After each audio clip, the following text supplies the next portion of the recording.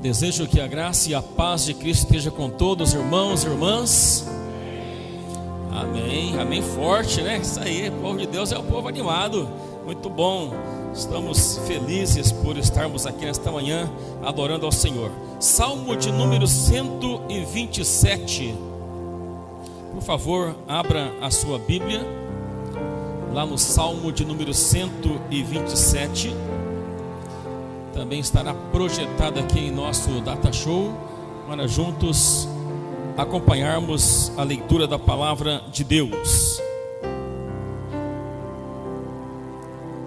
Salmo 127, amém? Diz assim: se o Senhor não edificar a casa, em vão trabalham os que a edificam. Se o Senhor não guardar a cidade, em vão vigia a sentinela. Inútil vos será levantar de madrugada, repousar tarde, comer o pão que penosamente granjeastes. Aos seus amados ele dá enquanto dorme. Herança do Senhor são os filhos, o fruto do ventre o seu galardão. Como flecha nas mãos do guerreiro, assim são os filhos da mocidade. Feliz o homem que enche dele a sua aljava, não será envergonhado quando pleitear com seus inimigos à porta. Amém? Podemos assentar, esteja à vontade. Muito bom, nesta manhã de sábado a gente está reunidos aqui para refletir um pouco na palavra de Deus, com alegria aqui do nosso coração. Hoje é um culto temático, né? Vamos estar falando sobre filhos, herança do Senhor. A gente vai pensar aqui sobre esse assunto. Ele é algo assim muito bom para o nosso tempo, porque a Bíblia sempre encontrou lugar para as crianças, né? Quer fosse no Antigo Testamento ou no Novo Testamento, as crianças estavam presentes sempre aqui, e Deus abençoando, né, esses pequenininhos. Então a gente vai pensar sobre isso, mas eu olho assim que não é possível você falar de filhos sem falar de família. Você concorda comigo ou não? Né? Porque o filho está no seio da família, né? Então é importante a gente pensar aqui nessa manhã, refletir também aqui sobre a família. Salmo 127 é um salmo que tem a sua autoria atribuída a Salomão, e ele deve ter sido escrito lá pelo período provável durante a construção do templo em Jerusalém. E nós vamos ver o salmista aqui, muito embora fosse um homem com bastante poder aquisitivo, um homem com muitos recursos financeiros, a construção do templo foi uma bênção, que ele precisou falar assim: parem de contribuir porque já está sobrando dinheiro, né? Oxalá que isso acontecesse também no nosso tempo. Então a gente olha para cá e vê que mesmo ele sendo esse homem com tanto recurso financeiro, ele teve algo muito importante que ele pensou aqui nesse salmo, porque ele reconhece assim, ó, que sem Deus você pode morar na melhor casa, sem Deus você pode morar em um palácio, sem Deus você pode ter o melhor que você possa pensar que tem para a sua vida, mas nunca terá a felicidade completa, porque a felicidade completa nossa vem de Deus para a nossa vida. Talvez pode morar em uma casa simples, ter móveis simples e ser muito feliz, porque você tem Deus na sua vida. Deus está presente na sua vida, na sua casa, na sua família, né? Então a pergunta que vem para nós é: você quer ter um lar feliz? Eu achei que o amém foi pouco, vocês não querem, né? Só uns 2 ou 3. Vou perguntar de novo, hein? Segunda chance. Você quer ter um lar feliz? Eita glória, aí sim, né? Então, irmãos, para se ter um lar feliz, a primeira coisa que deve se fazer é colocar Deus em primeiro lugar na nossa casa, na nossa família, entre aqueles que são liderados por nós, que somos chefes da família ou das famílias. Deus tem que estar em primeiro lugar. Se você olhar o primeiro verso aqui, ele trata aqui sobre a proteção de Deus, né? E nós vamos perceber que ele vai dizer assim, que se Deus não guardar a cidade, em vão vigia a sentinela. Não é isso que ele fala aqui, ó? Se o Senhor não edificar a casa, em vão trabalham os que edificam. Se o Senhor não guardar a cidade, em vão vigia a sentinela. Ele está dizendo que se Deus não estiver na nossa casa, se Deus não estiver presente na nossa família, se Deus não for em primeiro lugar lá na nossa casa onde nós estamos morando, onde estamos vivendo, Ele está dizendo assim para a gente que nada vai ser bom, nada vai dar certo, não vai haver proteção que seja possível, porque é necessário que Deus esteja presente. Por outro lado, quando a gente fala assim, dessa proteção de Deus, a primeira impressão que dá para algumas pessoas é que confiando em Deus não precisamos fazer mais nada, né? Confio em Deus e agora não preciso fazer nada. Você concorda com essa frase ou não? Não, né? Aí, muito bem, parabéns para vocês que não concordam. É isso mesmo. A gente vai olhar para a palavra de Deus aqui, vamos ver exemplos, né, para a nossa vida, que a gente precisa sim confiar em Deus, mas ainda fazer a nossa parte. Você não pode confiar em Deus e ficar inerte como se nada tivesse acontecendo. Você precisa confiar em Deus. Deus é o provedor, Deus é o protetor, Deus é a base, Jesus é a rocha segura. Mas a gente precisa fazer a nossa parte. Olha só, você confia em Deus, mas quando entra no seu carro, coloca o cinto de segurança, sim ou não? Sim, né? Claro, eu confio em Deus, não posso ser imprudente. Preciso confiar em Deus, mas eu preciso fazer a minha parte, né? Confiamos em Deus, mas respeitamos os limites de velocidade. Sim ou não? Sim. Tem gente rindo aí, ó. Não sei não, hein? Tem uns aí que eu não sei se está respeitando o limite de velocidade, não. Mas a gente confia em Deus, mas a gente faz a nossa parte. A gente começa a fazer aquilo que nós precisamos fazer, que é a nossa parte. Ó, confiamos em Deus, mas ainda assim, quando vamos dormir, trancamos a porta da casa. Sim ou não? Claro, né? Tem coisa que é nossa parte, cabe a nós. Ó, confiamos em Deus, mas travamos o alarme do carro. Pip, pip. Né? Todo mundo, né?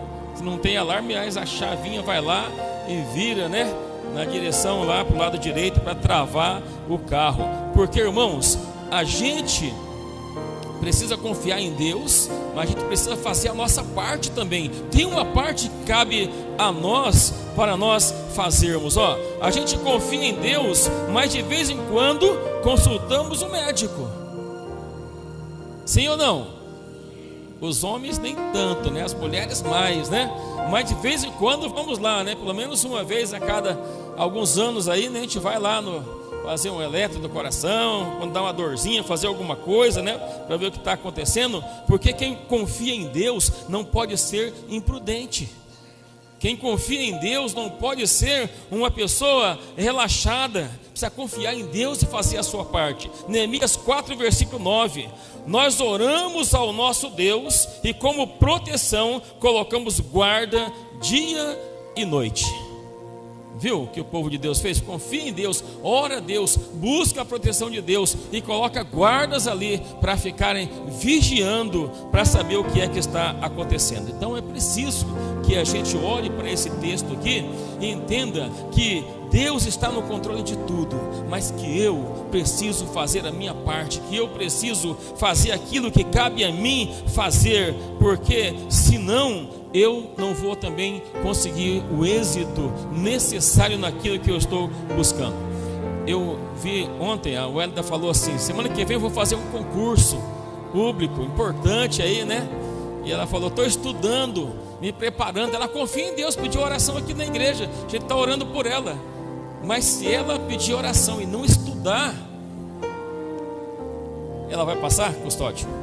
Não, né? Então é preciso fazer a nossa parte, né? Aquilo que nos cabe. Então é isso aí, irmãos, confiar em Deus, fazer a nossa parte, cuidar da nossa família, fazer aquilo que está ao nosso alcance para cuidar da nossa família da melhor forma possível. No verso 2 ele fala sobre o trabalho que sobrecarrega as pessoas. Você já leu isso aqui? Verso 2, ó. Inútil vos será levantar de madrugada, repousar tarde, comer o pão que penosamente granjeastes. Por quê? Aos seus amados ele o dá enquanto dormem. Glória a Deus. Está vendo que coisa boa? Ele está falando aqui para a gente que às vezes o trabalho ele sobrecarrega quando a gente trabalha sem limites, né? Quando a gente acha que a vida resume só em trabalho, aí a gente começa a contrariar também a palavra de Deus, porque diz assim, ó, pode fazer isso, mas aquele que está dormindo tranquilamente lá à noite, repousando, trabalhou de dia, né? Não foi relaxado, fez a sua parte, agora dormiu, descansou, Deus está providenciando pão para ele enquanto dorme. Amém? Então é necessário trabalhar, mas é preciso ter esses cuidados, né? Olha, 2 exemplos. Pais que saem de madrugada para trabalhar, os filhos ainda estão dormindo, e quando voltam à noite para casa, os filhos já estão dormindo novamente. Eles não conseguem ter um relacionamento, né? Eles não conseguem aquele momento de interação com os filhos, porque eles saem muita ou alta madrugada e volta tarde da noite, e os filhos já estão dormindo novamente. E alguns ainda dizem assim: eu estou fazendo isso pelos meus filhos. Já ouviu isso ou não? Acho que já, né? Eu já ouvi muitas vezes, né? Pessoas falam, estou fazendo pelos meus filhos. Na verdade, mas o que o filho mais precisa é da presença dos pais ao seu lado, para compartilhar alguns momentos importantes da vida. Sabe, tem pais que não conseguem acompanhar o crescimento dos filhos, que não conseguem acompanhar o desenvolvimento, que não conseguem ver o boletim do filho no final do semestre ou do bimestre, né? Não conseguem acompanhar o que está acontecendo. E a Bíblia diz que nós precisamos ter esses cuidados, né? Porque a nossa família precisa de presença de pai, presença de mãe, presença dos pais ali ao seu lado, compartilhando as coisas que são importantes. Amém? Então trabalhar é bom, mas trabalhar demais pode trazer prejuízo ao invés de lucro. O versículo 3, ele diz para a gente que os filhos são o quê? Herança do Senhor e o fruto do ventre o seu. Aleluia, glória a Deus. Você já parou para pensar sobre a palavra herança? O que significa essa palavra? A gente só ouve falar, né? Sabe que herança é uma coisa que você recebe de alguém que foi seu antepassado e que deixou para você ou passou para você. Então, a gente para pensar sobre essa palavra, ela vem do latim, airentia, e o sentido da palavra é hereditariedade, que significa conjunto de bens, direitos e obrigações que são transmitidos para os seus herdeiros. Ativo, passivo, patrimônio líquido, tudo junto aqui, né, no pacote. Porque quando você recebe uma herança, você recebe bens e direitos, mas recebe também o quê? Responsabilidade, obrigações, né? Então são coisas que vêm junto com uma herança. Então quando diz os filhos são herança do Senhor, é isso aqui: bens e direitos e obrigações que são transmitidos aos seus respectivos herdeiros ou legatários, né, que recebem. E a palavra galardão que aparece no texto significa presente. Amém? Glória a Deus, né? Então quando você olha para cá, você vê que filho, ele é algo que você recebeu, que veio de Deus para a sua vida, que te trouxe muita alegria, mas que te trouxe também muita responsabilidade. E isso tudo é um presente do Criador para a sua vida. Amém? Você já pensou assim sobre esse texto? Já refletiu alguma vez sobre isso? Logo, filhos como herança são um presente de Deus. Todo casal, né, quando se casa, tem a dádiva de ter filhos. Nem todos têm filhos, né, mas normalmente têm filhos e recebem esse presente de Deus aí, ficam felizes por ter recebido o presente. Só que hoje nós vamos pensar aqui sobre esse presente de Deus, principalmente os pais. A Lisley, né, ali que vai apresentar seus filhos hoje aqui na igreja. Você que já apresentou seus filhos aqui, que tem filhos aí na sua casa, você quem sabe que está esperando filho, né? Nós vamos pensar que essas famílias, elas recebe uma herança, um presente de Deus, e essa herança traz consigo algumas responsabilidades, como responsabilidade familiar, social e espiritual. Amém? São responsabilidades que vêm aí para a vida da família quando recebe um presente de Deus aí. E aí nós vamos ver, né, sobre isso aqui, entender aqui que é o certo, a melhor maneira de ensinarmos nossos filhos, a melhor maneira de deixarmos um legado para eles é através do nosso exemplo. O filho, você pode prestar atenção que desde pequeno ele já começa a seguir o pai em tudo. O pai e a mãe, né, começa a querer imitar algumas coisas. Quando ele cresce um pouquinho, que você pergunta assim: o que você vai ser quando crescer? Ele olha para o pai. Seu pai é um caminhoneiro, ele fala: quero ser um caminhoneiro. Seu pai é policial, eu vou ser um policial. Não é assim? Geralmente eles querem seguir os seus pais, porque eles olham e eles vão aprendendo com o exemplo. Então o que você faz, né? O que você fala, a forma como você vive na sociedade, tudo influencia a vida dos seus filhos.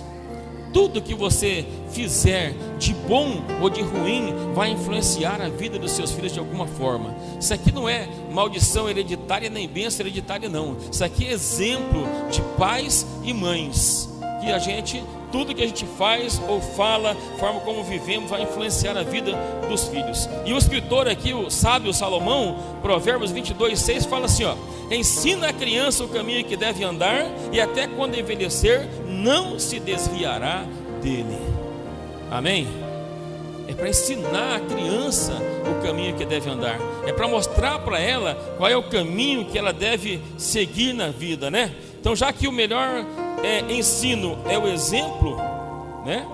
Eu vejo que vocês que criam seus filhos na igreja, você que vai apresentar hoje, já apresentou e apresenta filhos aqui na igreja, vocês estão no caminho certo, estão dando um bom exemplo. Imagine você querendo que o seu filho vá para a igreja, mas você fica em casa no sábado de manhã. Imagine você querendo que o seu filho siga os caminhos de Deus, mas você faz coisas erradas, negócios tortos, coisas que mostram uma imagem diferente para o seu filho ou para a sua filha. Então dificilmente pode ser que Deus chame um Abraão lá do meio da sua família para servir a Deus. Acontece isso, mas normalmente os filhos vão seguir exemplo dos pais aí em quase todos os aspectos. Então vocês começaram bem, trouxeram seus filhos, né? A Lisley trouxe hoje aqui ao templo aqui para apresentar suas crianças, e esse é um costume bíblico muito antigo, né?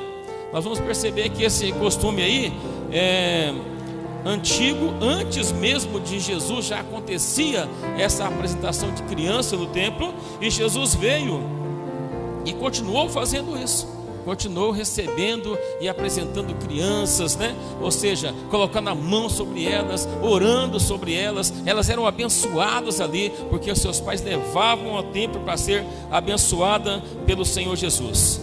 E ele fazia isso, né, com muito orgulho e com alegria. Até quando alguém vinha lá tentando dizer assim: não leve as crianças, não incomode o mestre, ele dizia assim: não impeçam eles de vir até mim, deixem vir, porque dessas crianças é o reino de Deus. Amém? Então ele defendia as crianças assim, desta forma. Então a gente vai olhar para cá e perguntar assim, né, para a gente mesmo, né? Depois de a gente ver tudo isso aqui preparado, um culto organizado com esse objetivo, cantando hinos e louvores adequado aqui a este momento, e no futuro, você vai continuar assim ensinando os seus filhos no caminho do Senhor? Você vai continuar congregando e levando seus filhos para adorar a Deus? Você vai continuar servindo a Deus nos caminhos dele, para que seu filho continue assim sempre? Afinal de contas, essa herança é o seu presente, é o presente que Deus te deu, que Ele colocou nas suas mãos, né? É o presente de Deus para você. E o legado que nós podemos deixar para os nossos filhos, muito mais do que um bem material, muito mais do que trabalhar a vida toda, se desgastar e até morrer trabalhando para deixar muitos bens materiais, é a gente deixar bens espirituais para os nossos filhos, é deixar legado espiritual, para que eles possam olhar para a gente e lá no futuro dizer assim: meu pai e minha mãe me ensinou um bom caminho. Pode ser que um dia eles até por algum motivo deixem de ir à igreja, mas não vão poder dizer que você, pai e mãe, não levou eles para o caminho certo. Então é bom que a gente faça a nossa parte, para que lá no futuro, quando eles olharem, eles possam ver, né, que um legado na família foi levarmos, ensinarmos o caminho de Deus e colocarmos eles no caminho e no lugar certo. Então é importante que você pense sobre isso, que faça essa análise aqui da sua vida espiritual com a sua família. Como você tem ensinado, quais os exemplos que você tem dado aí para a sua família, para os seus filhos, e como você tem guiado eles no caminho de Deus. Amém? Que Deus venha abençoar a nossa vida, venha colocar sobre nós aí sempre essa sabedoria, para que a gente possa fazer tudo para que o nome de Deus seja glorificado na nossa família. Que a gente olhe e nunca tenha do que se envergonhar, mas diga assim: eu consegui cumprir o meu ministério como pai, como mãe, consegui cumprir a minha parte que coube a mim com relação aos meus filhos. Amém?